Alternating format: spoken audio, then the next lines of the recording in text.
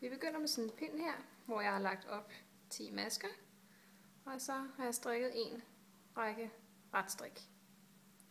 Retmasker altså. Hvis vi så vil have strikket glatstrik, så når vi vender pinden om her, er vi nødt til at strikke vrangmasker på den anden led. Glatstrik, det går nemlig ud på, at du strikker en række ret, en række vrang, en række ret hele tiden. Når vi så skal strikke en vrangmaske, så tager vi garnet over pinden, garnet over pegefingeren, og så holder vi det herinde, ligesom når vi strikker ret. Så tager vi den anden pind og går ind i maskebuen foranfra her. Går bag en gang rundt om garnet. Trækker igennem. Sådan der, trækker masken af pinden. Altså garnet op på pinden, den anden pind ind gennem maskebuen, rundt om garnet,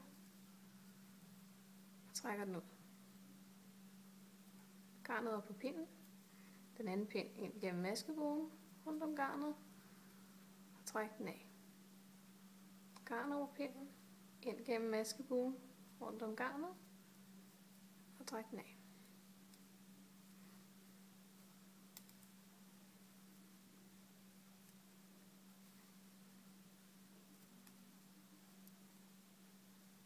Garnet op på pinden, pinden ind gennem maskebuen, rundt om garnet, og træk den af.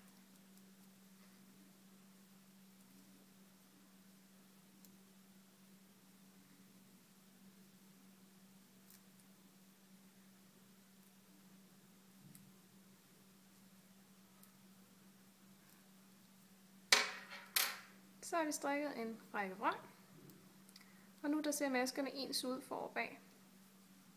Så det her det er vrangsiden, og hvis vi så vender den på retsiden, så kan I se her, så har vi fået et glatstrik.